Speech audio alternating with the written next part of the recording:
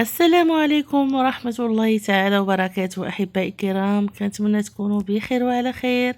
مرحبا بكم معايا اليوم في قناتكم شهيوات مطبخ آلاء. اليوم إن شاء الله غادي نتقاسم معكم تحضير عسل من صنع منزلي ناجح 100%. كنتمنى أنكم تتابعوني للأخير باش تعرفوا على المقادير وطريقة التحضير. بالنسبه لهذا العسل هذا يعني راني ديجا حضرته معكم في فيديوهات سابقه.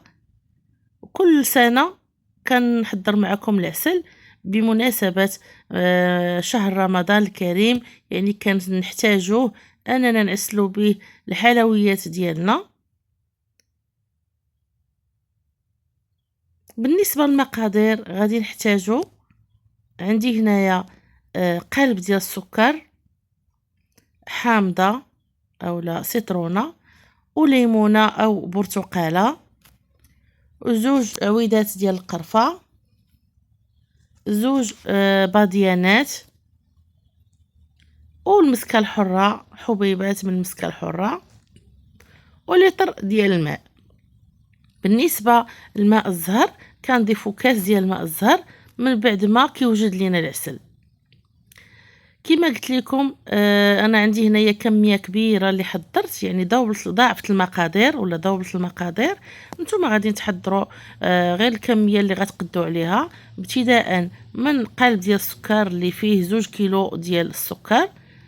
ممكن كذلك تعوضوا السكر بالسنيده في حاله ما عندكمش السكر، وانما السنيده يعني كتعطي واحد المذاق حامض، كتكون نسبه الحموضه عاليه بالمقارنه مع السكر. بالنسبه لي انا كان يعني كان من الاحسن انني نخدم بالسكر على انني نخدم بالسنيده. جربوا وانتم تحكموا.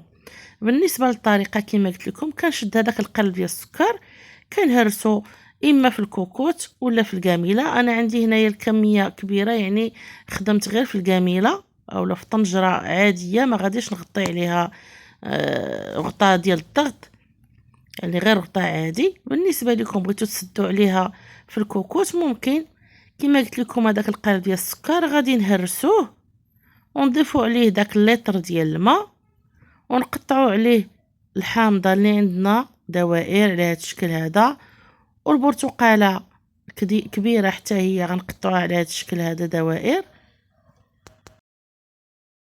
ونضيفوا 2 وريضات ديال الباديان اولا نجيمات والقليل من المسكه حره. يعني المسكه حره حتى هي كتساعد على ان هذا العسل ديالكم يبقى معلك ويلصق في الشباكيه ولا في الحلويات اللي غادي تحضروا ان شاء الله.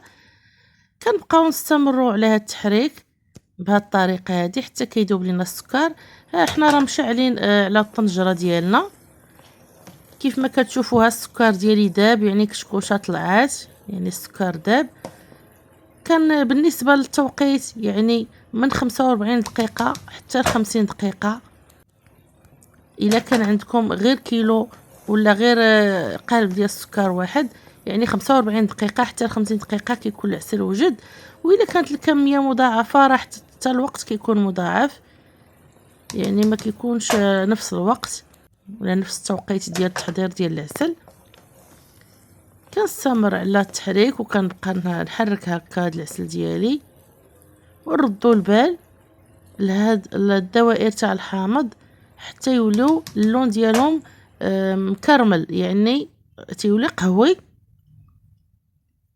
كيف ما كتشوفوا معايا العسل قريب يوجد، يعني دازت المده المطلوبه وانا راده معاه البال واقفه عليه، انكم الا غفلتوا عليه كيتحرق لكم وكيولي المذاق حار، يعني وكتضيعوا في هذاك العسل ديالكم. كيف ما كتشوفوا هنا مازال واحد شويه، مازال ما تحمرش لي هاد الحامض. كنبقى مراقباه مزيان ما نغفلش عليه، لانه قريب انه يوجد في هاد الاثناء. يعني ضروري ما تغفلوش على العسل ديالكم، تبقاو واقفين عليه، لان هاد المرحله هذه هي المهمه في تحضير العسل. كما سبق لي وقلت لكم انا كنشرح للبنات المبتدئات، اما من اللي ما شاء الله عليهم كيعرفوا يقادوه يعني وعندهم تجربه وخبره، يعني راهم عارفين شنو كيديروا، يعرفوا الوقت اللي غاديين يطفيو على النار.